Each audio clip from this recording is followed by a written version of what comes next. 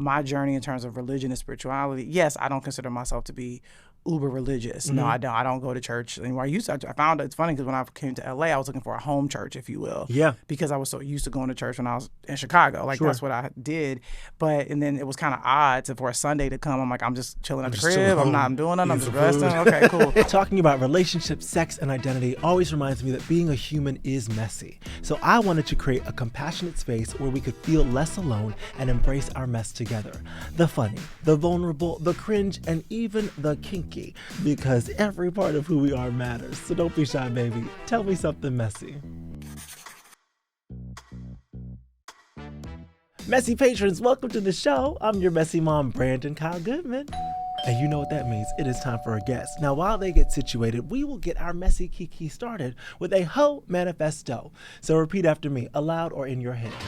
Grant me the serenity to unpack my shame, the courage to heal, the wisdom to know that sex is not about penetration, the audacity to advocate for my pleasure and boundaries, the strength to not call my ex that boy, girl, or they, for it is better to masturbate by myself in peace than to let someone play in my motherfucking face.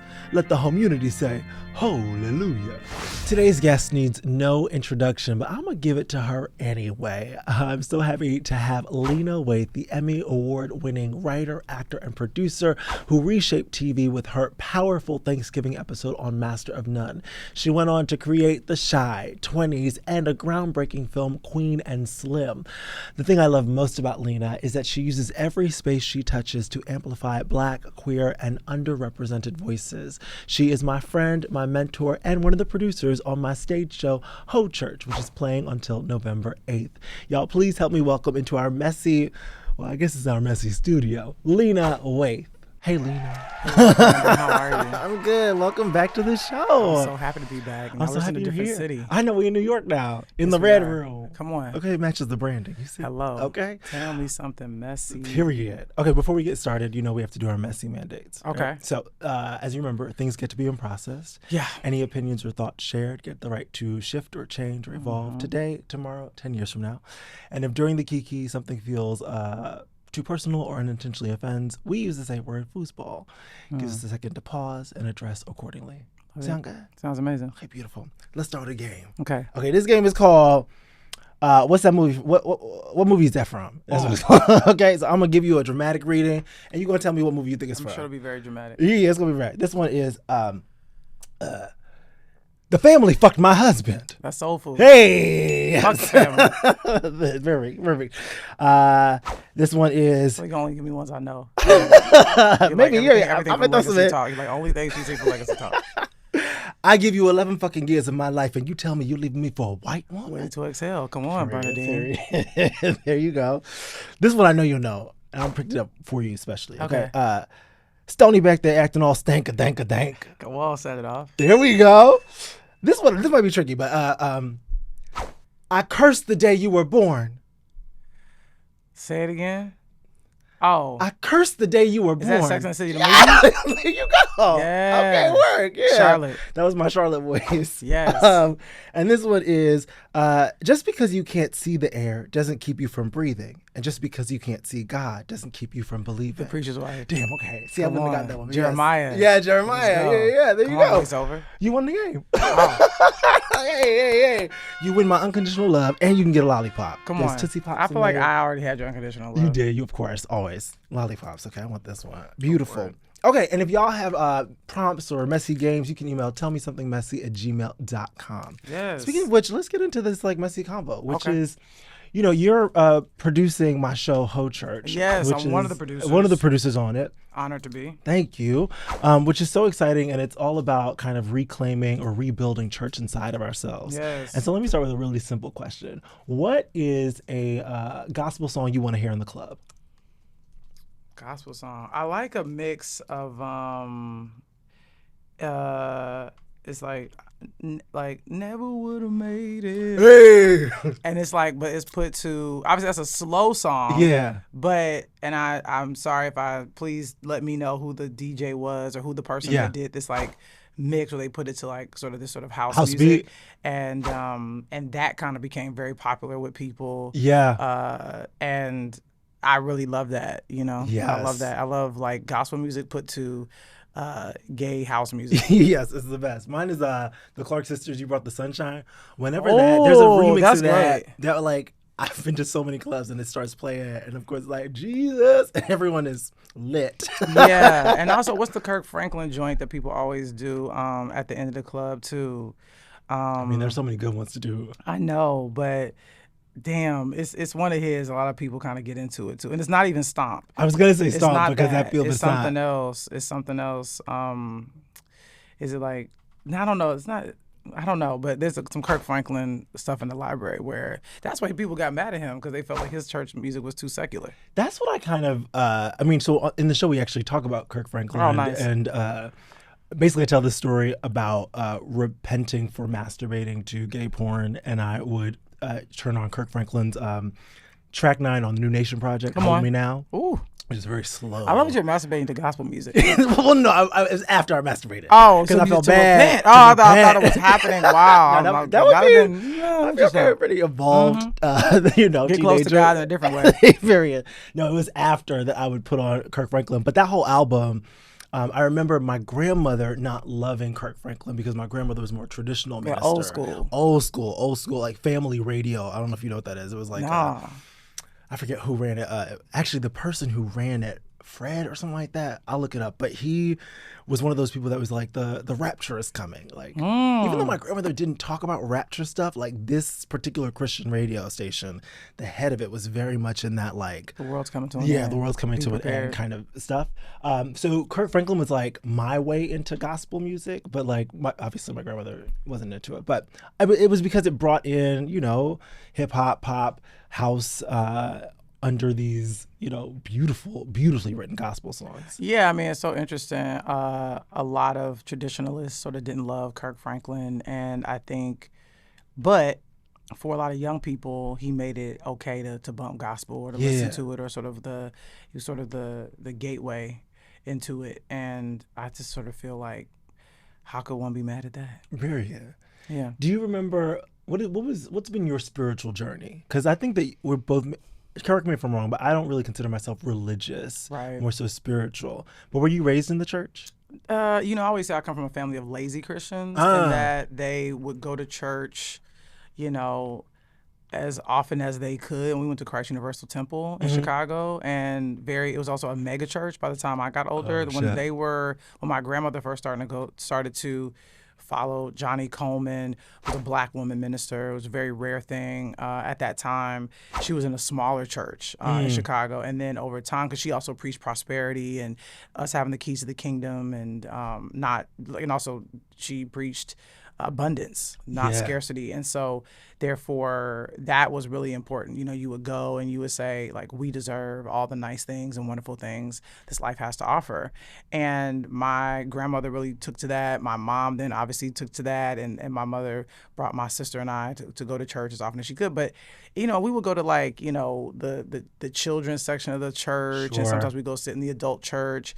But I think what was very impactful about that was to see a black woman be the founder and leader and minister of a black church. I mean, literally, Henry Louis Gates did a whole book about the history of the black church, and my minister was mentioned in the book. Oh, wow. So when I read it, and I obviously emailed him back, and I said, love the book, thought it was amazing. I said, but I also was very blown away that the minister I came up under was mentioned, and obviously she should have been, because she's one of the very few black women to be the head of her own ministry. Yes. And so for me, I was more so empowered by that idea, but also she was preaching prosperity, which was very interesting and very unique. Even like Reverend Ike also came by, and like Ben Vereen would come to the church, and Della Reese would come to the church. Wow. Like, Della Reese, touched by an angel. Come on. It was just sort of like, it was very, there was a lot of like influencers, you know, coming into the church. And so I was raised to understand the significance of the pulpit and the power of it, and also sort of the spoken word more so than it being like fire and damnation. Yes. And also I wasn't in the church where they were acting like,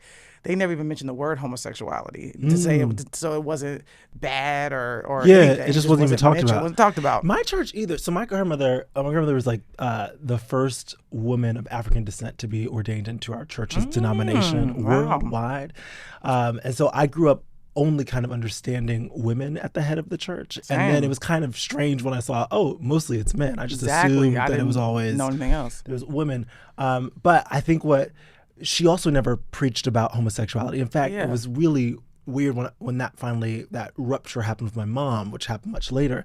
It was strange because I never grew up hearing anyone in the house talk about homosexuality, like no kind of position. It was always about like love, grace, abundance, prosperity. But I think also what's interesting as two writers is the church is kind of, I realized where I learned to write.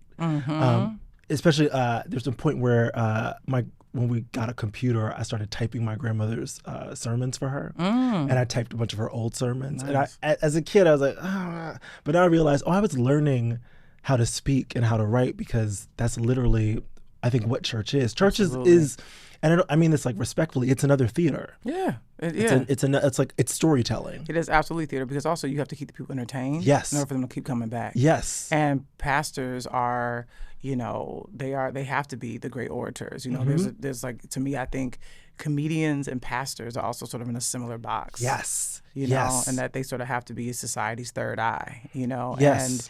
And preachers have a lot of power.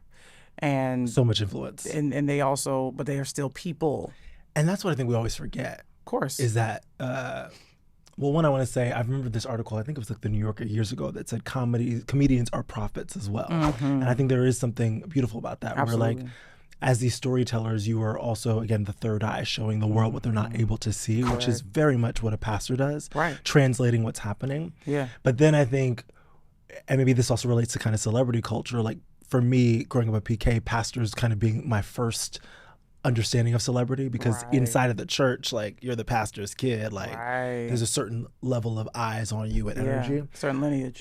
But then there's a perfectionism, right? We see pastors and their families as infallible, and then we take everything they say as law, as opposed to, tell me this thing, pastor, and then how do I critically think about it and how do I apply it to myself? But there's a lot of taking it as it is and not necessarily interrogating it. Yeah, and what you and I know from being in therapy and all that kind of stuff is that one sort of way of being or existing does not work for all. Right. And oftentimes, I think, particularly when people are helping you to understand the Bible, translate it, however you want to say it, is that everybody's on a different journey. And oftentimes when you're in a congregation, you're a part of a herd. Yes. The idea is that what works for my neighbor should work for me as well. Right. And we all know that that's just not how life works. Yeah. And also you talk about my journey in terms of religion and spirituality. Yes, I don't consider myself to be uber religious. No, I don't. I don't go to church anymore. I found it's funny because when I came to LA, I was looking for a home church, if you will. Yeah. Because I was so used to going to church when I was in Chicago. Like that's what I did. And then it was kind of odd for a Sunday to come. I'm like, I'm just chilling at the crib. I'm doing nothing. I'm just resting. Okay, cool. So I did find a church, that I enjoyed, and then sort of the pastor kind of left, and so then I think I realized, oh, okay, I don't know if I need that anymore. Yeah. And I think I still want to know that there is something bigger at work. Yes. I want to be in touch with my humility. And I really just recently am reading this beautiful book called Baldwin: The Love Story, written by Nicholas Boggs, a wonderful biography about James Baldwin. I encourage everybody to read it. There was a moment where he was meeting with the members of the Nation of Islam. They were almost wondering like if they could convert him in a way, like say, could you be one of ours? And they sort of asked him, the Honorable Elijah Muhammad asked him, what religion do you belong to? Like, who do you belong to? And Baldwin said, I'm a writer. Ooh. And reading that, I did exactly that with the book in my hands and said, there it is. That is my religion. Yeah. If I worship anywhere, it's really at the seat of my laptop trying to be a vessel for whatever messages I'm supposed to convey. Yes. And that to me is the most spiritual place I can be, when I'm trying to open up myself to the universe, to the higher power, so that way I can put something on the page that is not for me to be liked, is not for me to get glory, but for me to get free. Yeah. Wait, I want to sit in that for a second. Because I think, like for us, it might be writing, but like for everybody, they have their thing that is their religion. Correct. Whether it's, you are make bowls, pottery, or you're a painter, or you're a dancer, or just like we all have these things that are. Or you're a janitor. Or you're a janitor, yeah, whatever it is. Like the thing that wherever you find your center, wherever you find space to breathe. Correct. And where you can hear not just yourself, but your lineage. Yeah. And the people around you. Like anything that kind of makes you exhale a little bit. Right. And your lineage isn't always blood. 1,000%. I was saying this to some friends. We were at like a warehouse party, and then Donna Summer came on, and we both looked at each other and we were like, I think Donna Summer is here right now. Now listen, that might be a little bit of the drugs, but Fair, but it was also this energy of like, oh right, like I don't have to know this person for them to be my ancestor. correct. No. Right? Like I would hope that when I pass, if somebody was like, oh, Brandon Kyle Goodman, like I feel connected to them, that like, yeah, I'll show up for you. You know what I'm saying? I don't have to know you. Like that, like James Baldwin, you call on James, you call on Toni Morrison, you call on whoever these people are, whether you know them, whether you knew them or not, is kind of irrelevant. Yeah. I always love the way Baldwin talks about the people that produced me. And he would say, Harlem produced me. Yeah. And so, meaning he doesn't know every single person in Harlem, but he said every single person in Harlem helped to shape the person he became. Yes. And so I think that's why I love doing legacy talk or talking because I can sit across from Lila Rashawn and say, you were my generation's Dorothy Dandridge, Lena Horne. Yes. And you were the epitome of beauty. And that helped to shape my idea of it. Yes. And so I think it's just important that we understand the lineage from whence we came. Paris is Burning.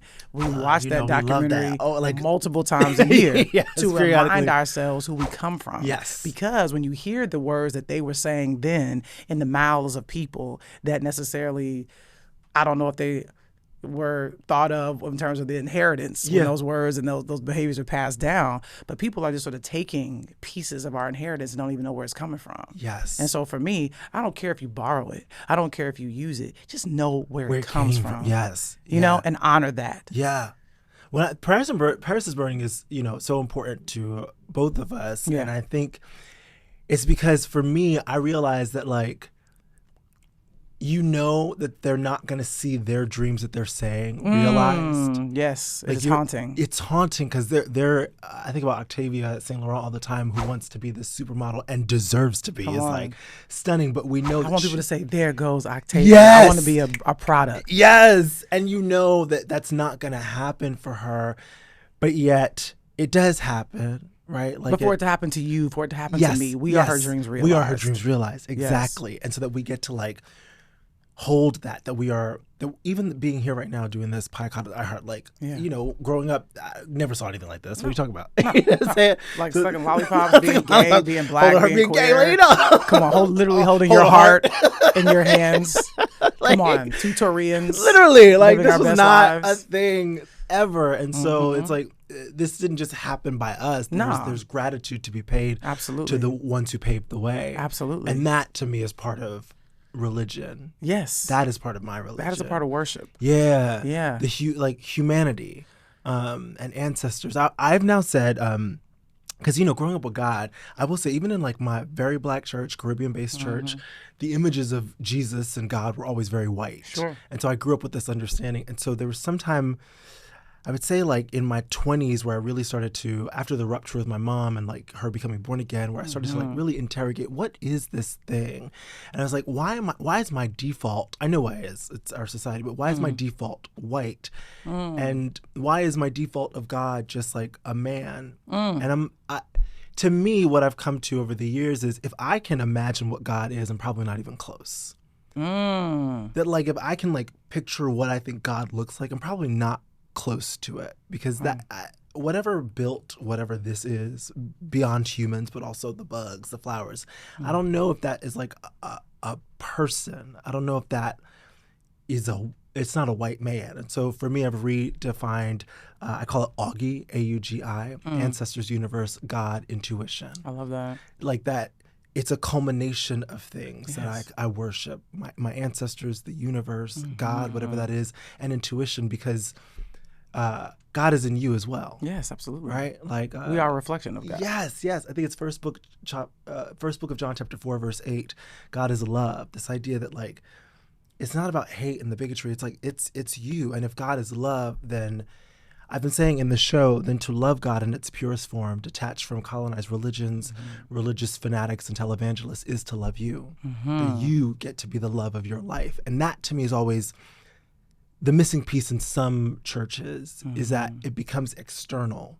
And it's like, no, like this thing, like my grandma would always say, God is in you. Where does God live? Not up in the sky. It's like heaven is here. Yes. Hell is also can be here. Correct. My mom would say that growing up, that like heaven is not above and below. She might believe that now because she's gone on a different journey. But growing up, when she was like exploring other things, she was like, people are in heaven right now, or they're in hell right now, or they're in purgatory right now. Right. Like that this is the moment. You're not living for something after. Like this is your life. Right. Like wake up to it. Right. And I think I always say who you are with is a reflection of how you see yourself. Hey, say that again, please. Who you are with is a reflection of how you see yourself. Yes.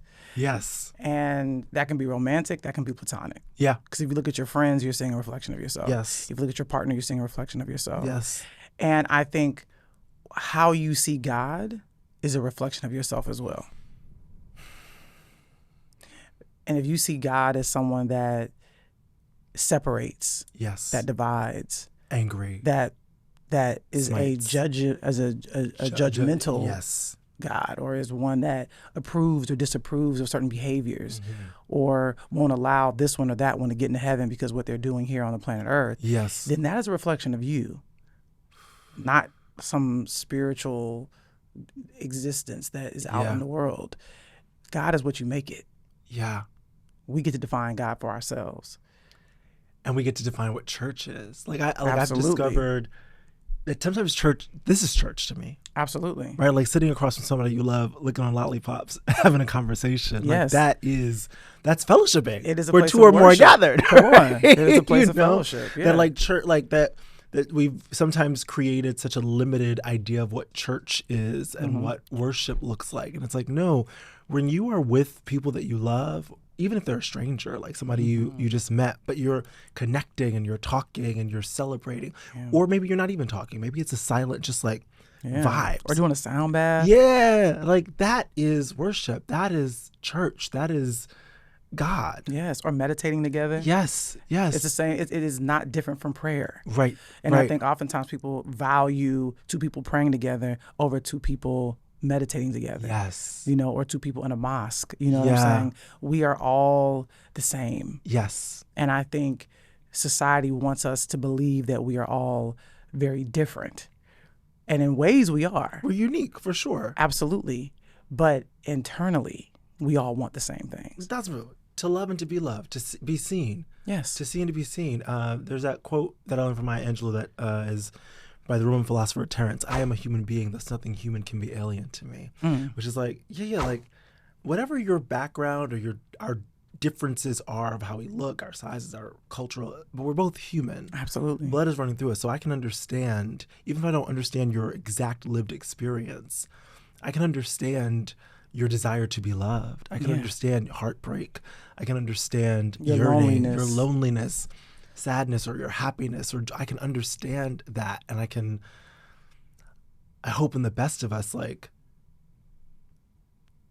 not just hold space for that, like, but honor that, and be softer with you, because I know that this thing is hard. Yeah. I know this life thing is hard, and I've this is my last like 2 or 3 years of like the word softness. How do I become softer? Because everything is hard, and so people are running behind on this, and the train is late for that, and it's like, okay, but I'm not gonna show up and like beat you down because of it. No, yeah. Because I know you're trying to do your best. Right. And so like, how can I be softer with you? Absolutely. How can I be softer with myself? How can I give myself grace? Absolutely. It's not about you excusing poor behavior over and over, but it's going, we're all humans and we're trying the best. Dude, we're doing the best we can with what we have. What we know and have. Yeah, and that's why artists are such a threat to people in power, because artists are here to remind you of everyone's humanity and to remind you, I say, we're dealers of empathy. Yeah. remind you to be empathetic. Yeah. You know, even if you look at, you know, Ryan Murphy's new series, right, where he's examining the darkest places, The darkest corners of our society, of our humanity. Yeah. And I think there's an idea that maybe is he trying to make us feel for people that have done something that we can't imagine another person could possibly do to another human being. Right. And I don't know, I can't speak for him, but I think, one, there is a fascination that clearly society has with 1000%. the corners of the world he likes to tap into. And I think people are fascinated by it because they're wondering how someone who is also a part of the same human sort of species, if you will, could do something that they can't even fathom. And I don't know if there's a particular lesson in that, but what we're saying is that we all need to look at each other, even when it's difficult, to understand someone else's behavior. And you don't have to necessarily agree with it or even approve. But I think it is our responsibility to at least look at every single person and know that they are a person and that they were once a child, just like us. Yeah. I think that that's a really hard thing for people, is that, like, we want to just, like, immediately, we want to immediately dismiss, dismiss, ignore, look away. And it's like, yes, accountability, all that stuff, but also if we're not going to talk about it, things continue to happen. Just because you look away from someone doesn't mean they don't exist. Exactly. And if we don't understand why it exists, then, like, that thing has a chance of showing up in ourselves. Exactly. And the truth is that if you don't face something, then you can't change it. Not that everything is meant to be changed by you, but I think turning away, turning a blind eye is never the answer. But rather, why not sit in things that make us feel uncomfortable and be okay with that uncomfortability. That's why I love doing this show. Is, you know, sex is uncomfortable. But it's like, no, like, let's just talk about it. And then you can do whatever, everything we say here, you might not agree with, you might not even want to try, but, like, the ability to talk about it, I think, creates space in you to say, well, what do you want to do? I think, but my question is always, it goes back to, my other religion is the word why. Yes. Why? You know I worship it. Why? Why does talking about sex make people uncomfortable? And for everybody, the answer is different. But I think a lot of that is societal. Of course. It is suppressed in It's so many shame, ways. It's repression, And the thing is that if you think about sex and the act of it, that can also be a place of worship for someone. That is also a form of church and spirituality. It's you and your body. Yeah. You know what I'm saying? Like that, your body's a temple. Yes, it is a spiritual experience. And so, and for some people it's not. For some people it always is. For some people it's a way to make a living. And some people are afraid of it so they don't have it. Some people are like, I'm celibate for this reason or that reason. And I think when we don't have ownership over our sexuality, it affects other areas of our lives.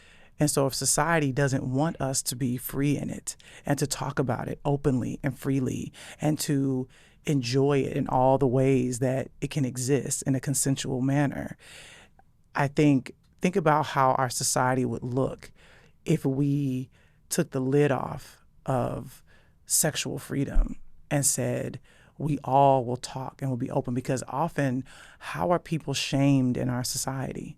It is often to do with what they are turned on by, what they want to do in the privacy of their own home, because who they want to love, how they choose to love, how they want to be loved, especially in terms of whether they be a pastor, a basketball player, a person who plays football, you know, it's sort of, or pop star.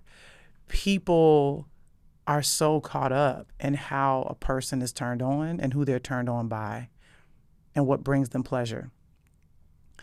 It is something that, for some reason, we have not been able to allow folks to live and let live when it comes to sex and sexuality. I think that's why what you're doing, why whole church is so important, because what you're saying to people is sex too can be your religion.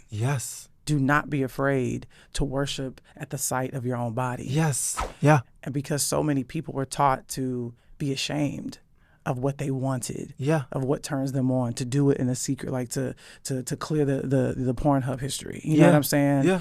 And to me, I think that is what is holding us back in so many ways. And I think until we can walk through that uncomfortability and do away with shame and embarrassment, I think we're going to be behind the 8 ball for a whole lot longer. Yeah. It's something our society has to reckon with, because sexuality is your choice. It is your right. You are free. You do not have to have boring sex or no sex at all because you feel ashamed of the kind of sex that you want to have. We have to get free in the bedroom before we can get free in the other areas of our lives. 1,000%. I always say, like, if you can be vulnerable and ask for what you want and know what you want in the bedroom, you could take over the world. And also, people should prioritize their pleasure. Yes, 1,000%. I think there are people that sometimes prioritize their partner's pleasure so that way they can keep them. Mm-hmm. And I think that's a misconception. We prioritize our partner's pleasure. We prioritize penetration, and it's like sex isn't about penetration. We do prioritize penetration. Absolutely. That's good. It's like if you don't put it in, then like it's. And if it's not between a man and a woman, or that it has to only be between two people. Right. Absolutely. Sex with yourself. Hello. By the way. Hello. Right. Hello. It can be with 3 people. It can be with one person. Wait, absolutely.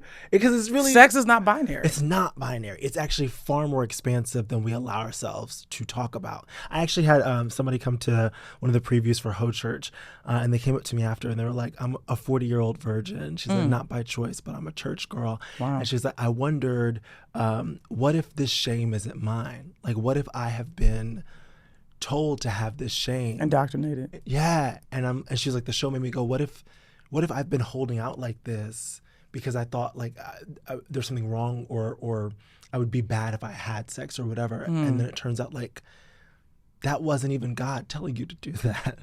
No, that was some person, somebody on a pulpit telling you who to be and how to be. Yeah. And focus on you instead of focus on themselves, right? It's like, that's, I think, the power of sex is like, it requires you to not be the sheep, but to be the shepherd. Yes. Right? To go, I have control over this. I can get information from you. I can get influence from you. I can get ideas from you. But at the end of the day, even if I go to church every Sunday, at the end of the day, I got to come home and be with myself. Yes. I can't just do what you said because you said it, because you're the pastor. I have to be like, oh, what works for me?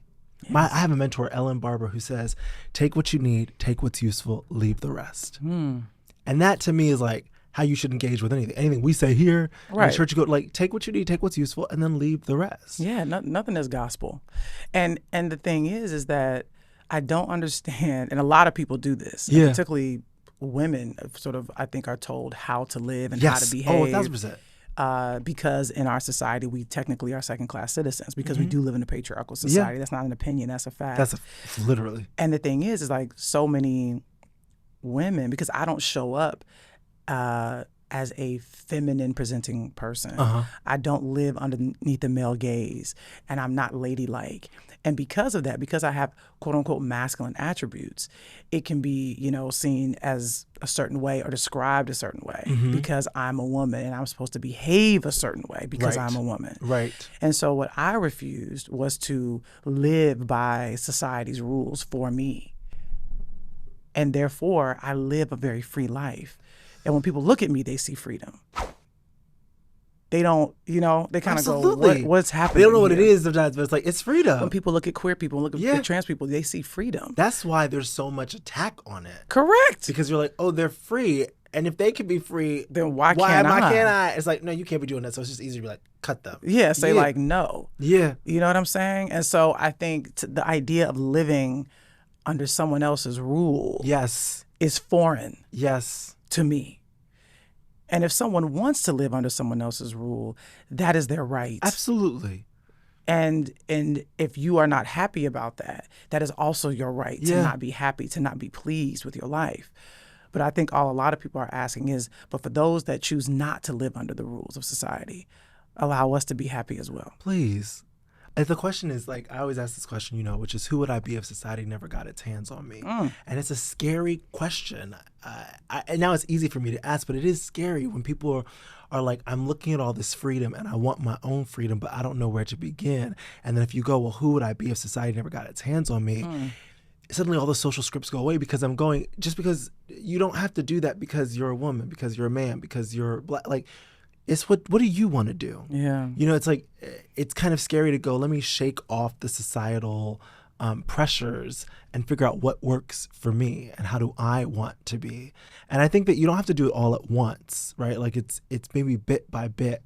It might start with like for me is like I might be like, you know what, I want to wear heels, so I'm gonna put a heel on. Yeah. Or you might go, fuck, as a woman, I hate heels, and I'm never gonna put a heel on again. Right. Start small things, but it's just like, can you start to just gently interrogate what are the things that you're doing because your mom told you to do it, your dad told you to do it, your teachers told you to do it, your pastor told you to do it, and ask like, do I actually want to do that? Yeah, like, do you want to be wearing makeup? Period. Do you want to like wear your hair? Do you want to straighten your hair? Yeah. Yeah. You know what I mean? Like, it's that why question. It's like, well, why am I doing that? Why am I doing that? Is that my desire, or is that because somebody told me that is what I should be doing? Do you want to be with the person you're with? Do you like the job that you have? Yes. Or are you doing it because it makes your family proud? Yes. Do you want to have kids? Ooh. Do you really want to have kids? Have kids? And if so, why? Why? And not in like a you should like interrogation. Like, no, yeah, but like it's just more out of curiosity. curiosity. To bring a light. Like let's have this conversation, which I know we've had, which is like, to me, children and to all of us, children are so precious. Mm-hmm. And then also as adults, a lot of us are in therapy because of our parents. And I don't think that, and I don't think there's any way like for a parent to not in some way fuck their kid up. It is impossible. It's impossible. You can't not fuck your kid up. You're going to do it. It's going to happen. But I do think that there's an intentionality in like, why am I having a kid? If I can know what that answer is, then there's an intentionality that can show up with them, and I can see them as a person, as opposed to sometimes kids are seen as props, or they are seen as an extension of their parent, extension of your parent, or they are a bandage to fix something, or they weren't even thought about. Right, it was just like, had a kid. And then, like, what does that do to that kid who comes into the world and doesn't know anything, and they are here to fix the relationship, or they are an afterthought, or they are here, or an extension, or they're here to fulfill your dreams. Correct. Somebody else's problem. You know what I'm saying? Right. So it's like, if you ask the question, why do I want kids? You might discover, I discovered this. I wanted kids my whole life. I thought I wanted kids. Like, my whole plan was I was going to get married, I was going to have kids. And then I was going to have kids. I'm going to have kids. And then like 3 or 4 years ago, I went to, after the writer's strike, I went to Amsterdam like for like one of those like, solo dolo, like, what's my life about? Right. And I was like, oh, I don't want kids. Wow. And I started weeping. Ooh. I was like, oh, I thought I was going to have kids. And I thought if I had kids, then maybe it would repair my relationship with my mother, because I could go, yes, I'm gay, but look, I have kids. And so I'm normal. Wow. And so I realized, having kids was a way for me to feel normal.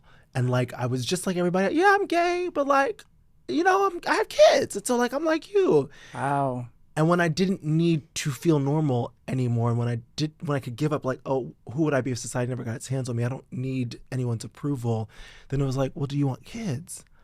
I was like, oh, no, I don't need, I think I can be a parent in other ways. Right. I think I'd be a great godparent. I'm a great godparent, but I don't actually need to be a parent. Right.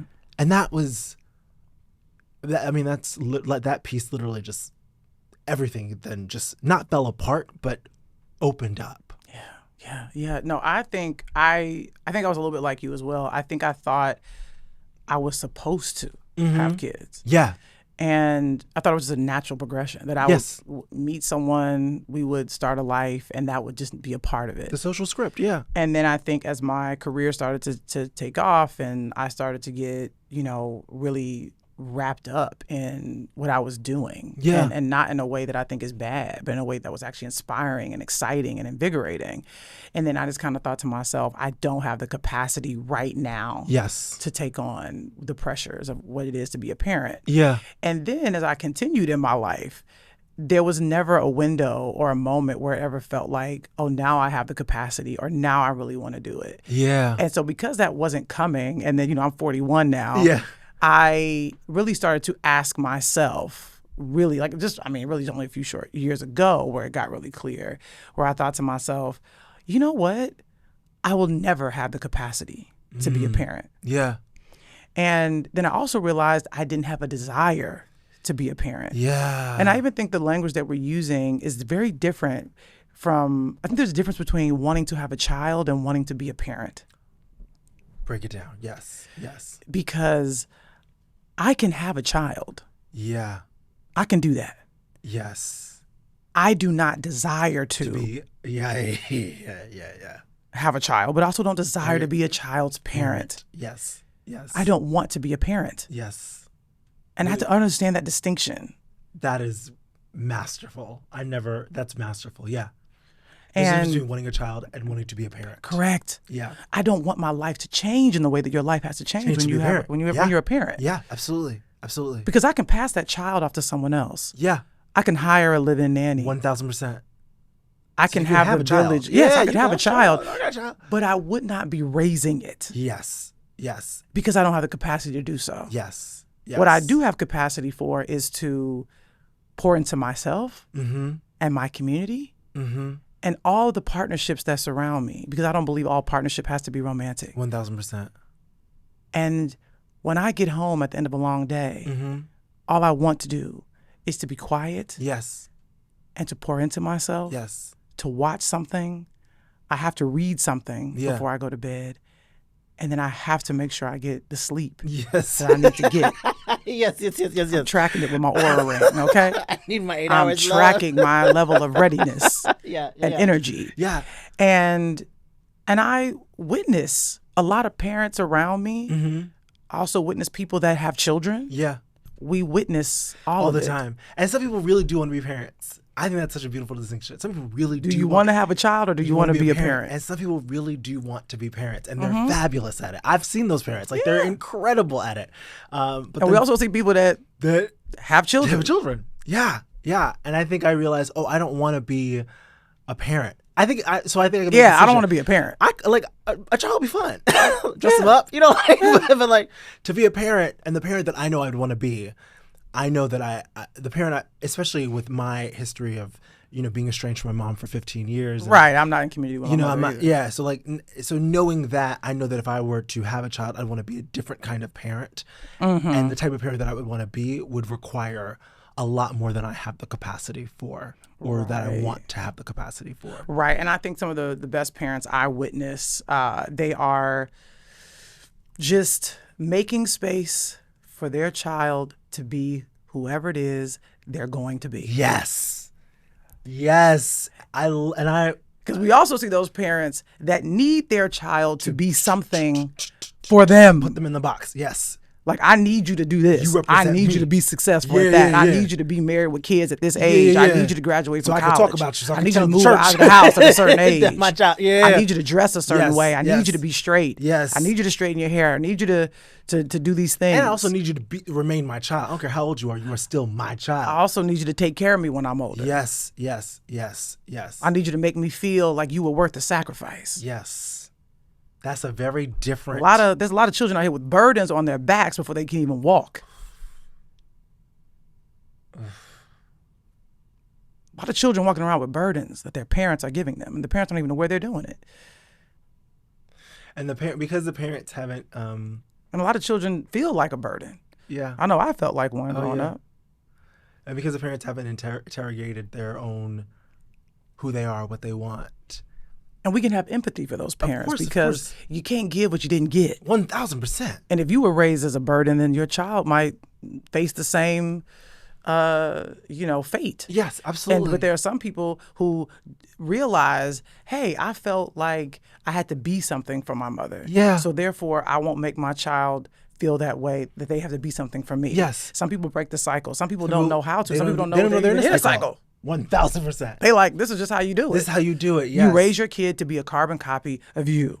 Which is why on this show I say, being a hoe is someone who commits to the liberation of themselves and others by thoughtfully interrogating their relationship to sex using curiosity, communication, and compassion. It's just like, I'm going to interrogate, who am I?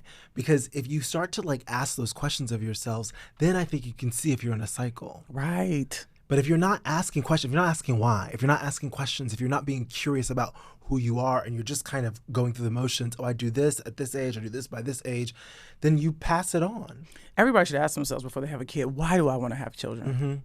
Why do I want to be a parent? Yeah. And I think whatever that answer is valid. Absolutely. And again, there are people who want to be parents and should be parents. Right. And like us asking ourselves, why don't we want to be parents? 1,000%. And the answers are different and they're all valid. Absolutely. Everybody's right. Everybody is right. If you want to have kids because you want to have kids, you're right. Great, do it. If you want to have kids because you want to be a parent, you're right. Absolutely. But whatever it is, I think it's just like, do it intentionally. Right. If you want to have kids to fix your marriage, then say that. Know why you're doing it. If you want to have kids because you want to have a little version of yourself, then just say that. Know why you're doing it so that like you can actually live in the truth of what's happening. Exactly. As opposed to being confused. Yeah, don't try to convince us it's something it's not. No. Say what it is. Say what it is. And own it. And it's beautiful. And we'll say, fine. Yes. And if it makes you feel uncomfortable with the truth, then that's a whole other thing for you to do. That's a different That's something else. That's a different episode. But let the truth be what it is, and let's at least sit in that and own that. Let's call a thing a thing.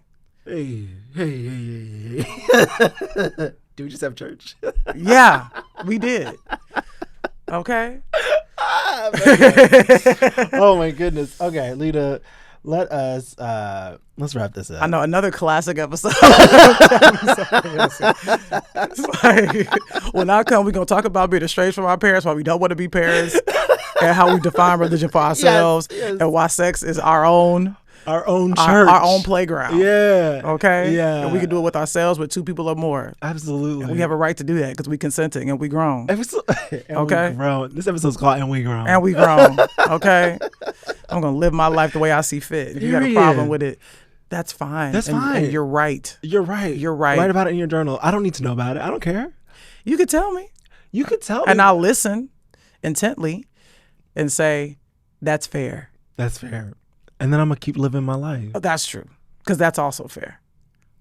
For me, I think that I'm going to ask you this question. Myself. Sure. Like, I would define church for myself as anything that allows me to live freely. Mm-hmm. That, like, for me, church has become, because it's not just about like all the joy, because I think there are, like, church holds you in those sad moments too. Mm-hmm. And so how would I define church for myself? Good question. I think for me, church is a place of solitude. I think when I'm alone at the crib, where I be quiet, listening to records, watching a documentary that is moving me or giving me knowledge I didn't have before. Yeah. Sitting with my dogs. Yeah. Cuddling with the dogs is church. Yeah. Cuddling of any kind. Yeah. And listening to a voice note, sometimes a joint is involved, not Come on. always. But sometimes it's very nice. But yeah, church is peace. It is, but also it can be, a place of turbulence as well. I believe in, being equanimous, having all equanimous, both. Yeah, period. Both. Peace and turbulence are both needed in order for me to exist. So that's always church to me. I think I second all of that. And I think for me, I'm going to define it as it's like taking care of myself. Mm-hmm. I started looking in the mirror and like, it's interesting to like, I'm 38, but like, I still feel like I could be 20. I don't know what that is. Like, you're like, I don't know what age is, but I'm looking at myself in the mirror and I'm seeing my face and my body change. Mm-hmm. And the other day I looked in the mirror and I said, I love you. Mm-hmm. And like, I literally said, no matter what happens, like, I will be here for you. Because, things happen and life happens and people come and go and things change. But I looked at myself in the mirror and I said, you will never be alone. Like, I got you. That's right. And so that to me is church. Like, church is taking care of yourself and loving yourself no matter what. That that no matter what the world does, no matter what your family does, your blood does, your boss does, that like you have you. Mm-hmm. And that you will protect you, that you will be your own parent. That's right. That's beautiful. Yeah. That's gorgeous. That's stunning. I second that too. Okay. Yeah, I guess we don't. Yes, that's gonna help a lot of people. Yeah. People often waiting for other folks to love them so they can love them. Yeah. No. You gotta. It starts with you. Starts with you. You gotta love yourself. Yes, you must. Yeah. I love you, Lena. I love you, Brandon. Thank you for being here. Thank you for having me. I'll see you soon. Yeah, you will. See you tonight. Yeah. Well, we are hoes here, but hoes with heart. So before we part ways, let me speak to yours. And I got my heart with me. Okay. I forget what we named him. Herman the heart, period. Okay. In thinking about how we interrogate who we are, the question that I ask is, who would I be if society never got its hands on me? That was a really groundbreaking question for me, because it started to allow me to get curious about what am I doing that I want to do, and what am I doing because I'm supposed to do it, or I think I'm supposed to do it. So a big part of this is, for me, and again, you're going to figure out what your own way of doing this is, but it was meditation and journaling. It was, and by the way, when I say meditation, if you want to do the, that's beautiful. But I also say, listening to Whitney Houston sing "I Have Nothing" is a meditation. So like whatever it is for you that brings you peace, it could be a walk, it could be cooking, it could be painting, whatever your meditation is fine. But finding a meditation and then journaling, whether that's in a physical book or in your notes app, but asking yourself questions about what do you like, what do you want, what do you desire, what do you think you're supposed to do? And then, as Lena said, asking why. It's a gentle interrogation. I want to remind you that no answer is wrong. This isn't school. You're not going to ace the test or flunk the test. So it really is about creating a gentle interrogation, a gentle pathway to unpacking our boxes. So many of us are just following the regular social scripts. You think because you're a man, you're supposed to do X, Y, and Z. You're a woman, so you do X, Y, and Z. You're gay, so you do A, B, C. Fuck it. Who are you? Who are you? What do you want to do? How do you want to live? Who do you want to become? Don't let other people dictate your life. They've lived their lives. And respect to parents. I know that we put parents and families on pedestals, and sometimes we even subject ourselves to reckless behavior because they are our blood. But at a certain point, you get to protect you. My mentor, Ellen Barber, said once to me, if you were your own parent, what advice would you give yourself? At some point in your life, you have to become your own guardian. Now, if you have a great relationship with your parent, that's wonderful, and that still gets to be, but you still have to become your guardian at some point.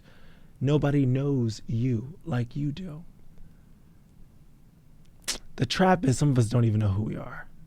And that's why these questions of like, why is important. So ask yourself why about everything. Make it a game. No stakes, no pressure. You're not going to figure this all out tomorrow. This journey for me has been 15 years long. My mom and I stopped talking 15 years ago, which many of you already know. She became a born-again Christian, and I'm a flaming homosexual, honey, okay? And so those two things were not jiving or aligning, and so I had to make a really hard decision. It is the hardest decision I've ever made, but it was also an important one. Your story doesn't have to mirror mine, and I really hope it doesn't. And if it does, I'm so sorry, and I love you. But the point of it is to gently interrogate yourself and to remove anything that stands in the way of you being yourself. You got one fucking life. Live it. I love you.